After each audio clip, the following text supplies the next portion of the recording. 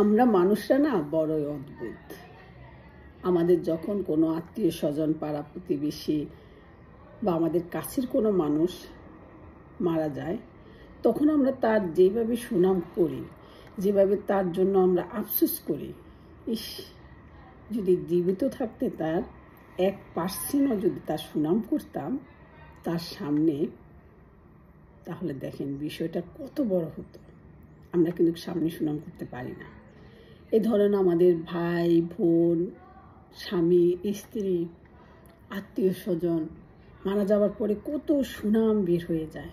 বিশেষ করে আপনারা হাজবেন্ডদেরকে দেখবেন, স্ত্রী যখন মারা যায় কত সুনাম, স্ত্রী যখন মারা যায় হাজবেন্ডের কত সুনাম।